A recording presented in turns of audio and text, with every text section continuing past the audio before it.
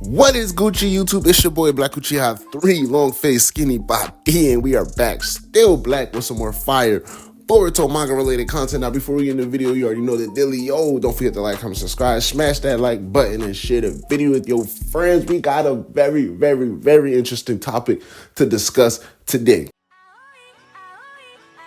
9 mountains and 8 seas make one world. 1,000 worlds make one chiliocosm. 1 chiliocosm to the power of 3, and there's nothing I can't cut. Now, throughout the history of not just Boruto, but the Naruto franchise in general, I do believe that Jura is a one of one in terms of the type of villain they are building up for the story.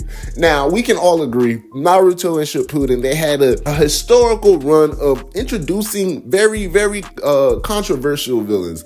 Essentially villains who believed they were doing the right thing, but just had to go to extreme measures or fighting for essentially what they believe in. And that theme carried over through, for the most part, every main or major villain in a Naruto IP. Now, as we moved on to Boruto, the villains became much more one-dimensional in the sense of they weren't redeemable, meaning we didn't necessarily feel for them in their losses, in their endeavors. We just understood these guys were terrible beings, and essentially they were either strong or they weren't. And people fall along those lines of like Shin Uchiha, I forget his name from the Mujina Bandits, Shogegi, whatever his name is, Shojoji, I believe that's his name, the leader of the Mujina Bandits, Momoshiki, Ishiki, essentially the car organizations and some of the main inners that we come across, aside from the exceptions like Kashin Koji.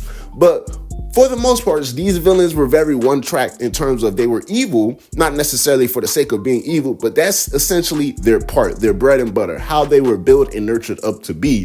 The Otsutsuki, being in Momoshiki and Ishiki, essentially are doing what their clan brought them up to do, whether it be for selfish desires or for the benefit of the clan itself. It still fall into the lines of them being built up, doing what they essentially were built and nurtured to do, not necessarily for the greater purpose or some greater plan for the betterment of all of humanity, as we see for the most part with the Naruto villains. Now, Boruto essentially continue its trend, even going all the way through villains such as the likes of Code, right? And almost in the likes of Ada and Damon, where we understood these are just freakishly powerful people with no necessarily deeper meaning to their character in terms of their ideals and drives, with Code understanding he's an Otsutsuki worshiper, right? But his whole reason for being bad or causing havoc on humans is simply because he likes the Otsutsuki or reveres the Otsutsuki to that extent. Plain and simple. Ada wants love. Damon just wants to be with Ada. So it was very simple, right? In one direction. Now, when we come to Jura, I believe we can all agree it's a very different approach. And I'm talking different from all of the villains we've gotten in Boruto and every single villain we've gotten in Naruto. And I think this is something that not too many people are talking about in terms of how they've essentially built up Jura, because it's like a blend of the theme and the ideas that they use for the Naruto IP and for the Boruto IP, meaning a redeemable villain in terms of how they pursue their goals, what necessarily is their main reasoning in their backstory, and then with the Boruto IP, freakishly strong one-dimensional villain. And it's a perfect blend and perfect mix of the two, and I can explain that in the sense where we understand Jura doesn't have your typical backstory, and I believe people don't essentially realize that. And even falling into the villain of someone like Code, where we notice early on, this is a typical villain backstory where we understood in real time it's possible, even still going on to this day. We are watching his progress unfold. We are watching him become into the ultimate form that he was meant to be for the story itself, right? As opposed to being introduced to a villain, their ideals and their reasoning is already set in place, and it's just our position throughout the story to learn as the story unfolds what occurred into the backstory or to the life of this villain that allowed them or prevented them to go down a certain path and just basically force them down the path that they are on currently. So similarly with Code, we watched him. He is an Otsutsuki worshiper. He revered Jigen. He hated Kawaki because Kawaki didn't accept the things that Code would have died for, right?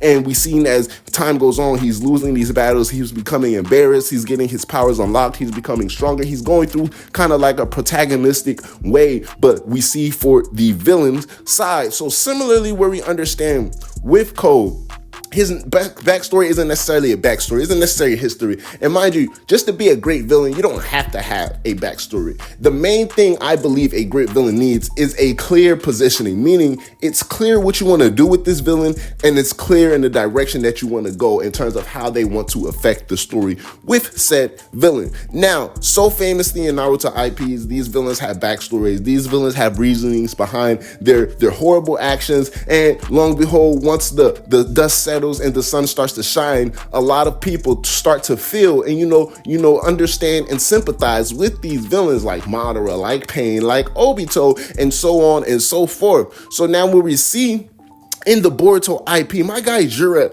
isn't necessarily like that. And he isn't even necessarily like Code, where we see his story being built up in a similar sense, but more so, it's essentially a newborn baby. But I want to even take it further than that, because Jura has been in the story ever since Sasuke first popped up into the Ten Tails dimension and he saw him there, because we have to understand and accept the fact that Jura is the reincarnation of the Ten Tails itself. No essential model or body from a shinobi sets the predate for Jura and his existence, like we see with Moegi, like we see with Hidari and Sasuke, like we see with Ryu and Shinki. But Jura himself is the embodiment of the Ten Tails, as well as the accumulation of Code and Ishiki's chakra all into one. Now, Jura was there throughout Naruto Next Generations.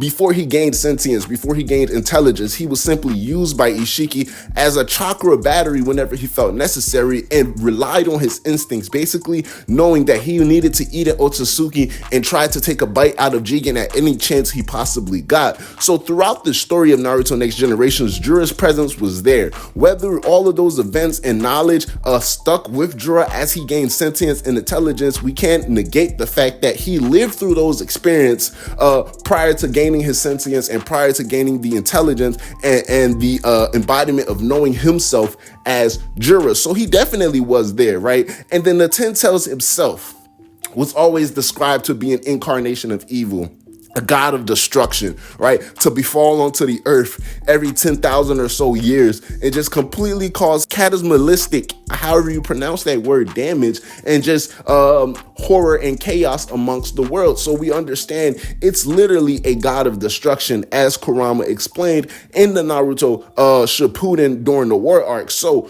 now, taking this quote-unquote evil incarnation, god of destruction, and giving it sentience and intelligence is one thing, but taking that same incarnation and making it into a philosophical thinker is a whole nother thing beyond measures, right? So we don't got the typical backstory in history with Jura in terms of, oh, maybe his life spent as a Ten Tails, he went through so many Otsutsukis being used on so many planets just to devour, produce time and time again, and he's sick of that way of life. No, we don't get that type of sympathizing or empathizing connection with Jura. More so, we understood where the empathy part comes from that typically strings with Naruto villains. In Jura's case, it's like these are newborn, right? And essentially his character has been built up not to essentially be evil for the sake of being evil, but more so the law of natural order, the strong devour the weak, evolution. This is just how life goes. So there's no malicious intent behind his attacks.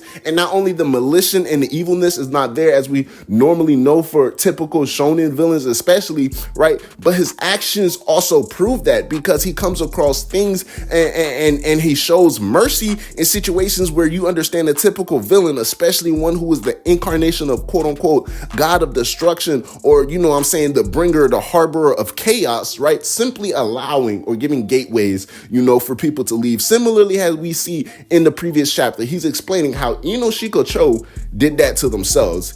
he wouldn't have essentially gave a fatal wound like he did to Inojin if they would have just abided by his rules and simply left him alone. So Jura is operating on a very thinker type of level. So I believe he is going to build his ideals through immersion. And one of his main oppositions in this life isn't going to be the shinobi or even the Otsutsuki themselves being in either Boruto or Kaoki or someone from a distant land, but the idea of love itself, the emotional intelligence of, gaining a bond and a connection with the other. I believe Jura may see that as the ultimate weakness and the ultimate obstacle in the face of his view of evolution. Basically understanding, right, once he immersed himself in the day-to-day of humans, whether it be shinobis or just regular humans, but Jura actually took the time to immerse himself into this lifestyle, actually abiding by the rules that these citizens abide by, right? Immersing himself in culture and knowledge. And throughout all of this, he's understanding and learning some of the greatest mistakes or some of the greatest deviants of what you understand to be the most logical or reasonable choice are high emotional moments or high emotional feelings of love or care for another or the connection or bond, or even be something like hatred for another, right? So I believe Jura might find these emotions as sort of a setback, and then he explains to Mamushi, because Mamushi says, well, what does that have to do with us? We're not humans. But he says no, because of the fact that they even gained intelligence, they now suffer the consequences of possibly falling a victim to this same ruse itself. So now I believe Jura is on a mission. He's on a personal mission, right? To figure out if there is a way to evolve beyond these needless emotions. And this might be a similar path that my guy Shibai Otsutsuki took. Shibai ascended beyond his body, right? Perhaps we don't know. Perhaps Shibai felt emotions itself was something that held him back. Maybe that was the last key, the triggering moment that allowed him to become something that views things from a truly objective lens, right? So Jura might actually have a deep love and a deep understanding for the culture of shinobi and also the world itself, but he also understands just because you love something doesn't mean you can't let it go, right? So seeing that the shinobi and the human way of life is essentially killing Earth, or essentially pausing or preventing them from undergoing a proper evolution, Jura might view the obstacle in that way with emotions like love, emotions like reasoning, emotions like bonds and connections with other people. So the perfect blend and the perfect mixture, it comes into Jura's character where we understand essentially he is building this philosophical ideal. It's a very deep ideal, deeper than what you would typically get with your normal Boruto villain. So it's much more deeper than just being strong and being evil for the sake of evil. No, he's strong. He's not even considered evil by, the shinobis themselves, because he's considered a cub with, just a wild instinct, a wild nature. So no evil intent, but freakishly strong, but also on top of that, a very deep and intellectual thinker. So his moves are going to be calculated, his thoughts are going to be calculated, and his approach is going to be calculated. And the more he understands and the more he learns about this aspect of love and emotions with humans, the more he will understand or be wary to the fact that he can not only succumb to these emotions, but these emotions can hinder his overall grand idea of evolving and becoming greater than what one already is. Now, they could have taken the typical route with Jura. He got intelligence, he got sentience, and now he hates all Otsutsuki because of how they treated him in the past as a Ten-Tails. But no, I believe he could have even saw that as something that was just a natural way of life, meaning that since he now has intelligence and since he now has sentience, that previous doings that he did as a mindless and a brainless Ten-Tails, that was just part of his way of life at that point in time. But now that he can think for himself, he can decide a way to evolve, and he can even decide if it's the best way to evolve going forward. And I believe that could be the case because Jura himself isn't that obsessed or that too fond over getting a chakra fruit and seeing if he can eat the fruit and what becomes of that. No, he's more so wondering, how can he evolve as much as possible right now, currently as he is? How much can he grow? And then if it calls for it, how much can that chakra fruit would even possibly take him even further if he were to even take a chance of eating said chakra fruit, right? So Jura is personally on a mission. And I think once he comes to the end of this road, he's going to decide, right? The humans going against their natural instincts of survival is the true cause of evil, right, in the universe, true cause of evil in the world, or just the true halt, the obstacle in the way of a grand evolution, right? Similar to how my guy type Victor from Arcane was type of thinking, right? But in a less dramatical and radical type of way, I believe Jura is more calculative, logical, and just, calm in his understanding and the way to go about things. But definitely, bro, I see the vision that Ikimoto is painting for this villain, because we can emphasize or sympathize with Jura, not necessarily because of his backstory or what he went through as a character, but more so on a more deeper level, on a philosophical level, right?